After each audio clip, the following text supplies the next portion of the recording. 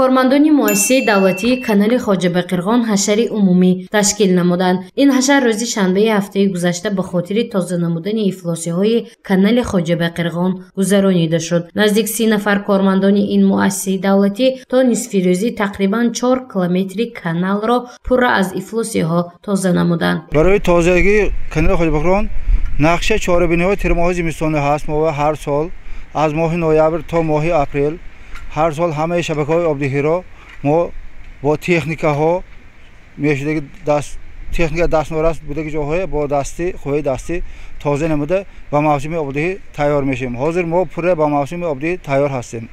کانال خواجه قرغان در سرحد با جمهوری قرقیزستان جایگیر است. از این رو تازه نمودن آن به طور حشر کمتر مشکلی دارد. مسئولین مؤسسه دولتی کانال خواجه قرغان گفتند که حالا در جمهوری قرقیزستان کرانتین جاری است. از این رو جانب همسایه نمیتواند آن سوی کانال را از پرتوهای افلاس تازه نمایند.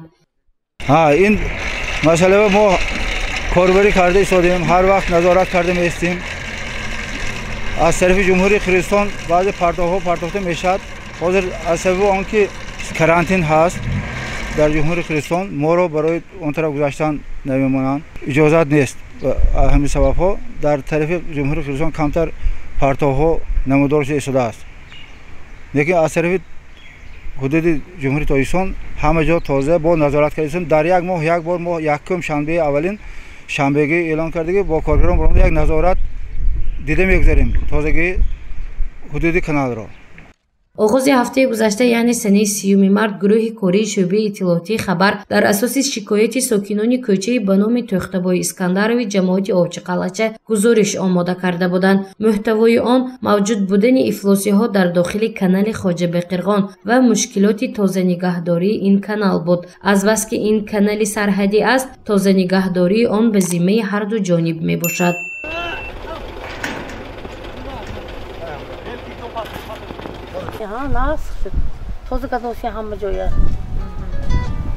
باید گفت که کانال خواجه قرغان پر از افلاس‌ها تازه کرده شد. اکنون تنها پرتوهای جانب کشور همسایه باقی مانده است و خلاص. ساکنان و هم کارمندان مؤسسه دولتی کانال خواجه قرغان هر ماه یک مرتبه حشر عمومی را برای برطرف نمودن افلاس‌ها تشکیل خواهند کرد. این کار بهر پیشگیری بیماری‌های سرایتی و هم تازه نمودن صفت آب مهم دانسته می شود.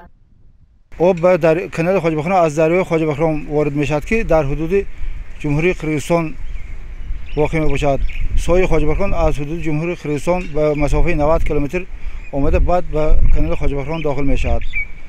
از این لحاظ در وقت های اول بهار حدود ماه های اپریل مای در کانال تنقیص آب مشاهده کرده می شود.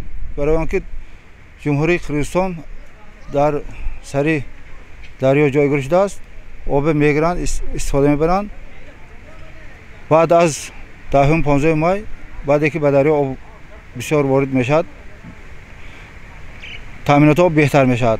حاضر آب به دریا ما موافق گرافیک نقشه ترتیب داده و دو ناحیه با نوبت تقسیم کرده ایستاده‌ایم.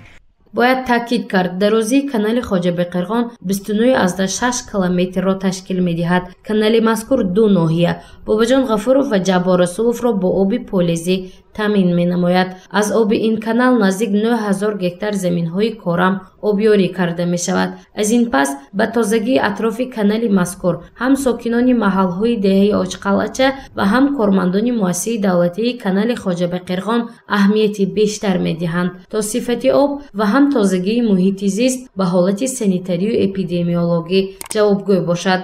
گزارشی مفتون شکور و نوریدین حکیمов برای برنامه اطلاعاتی خبر.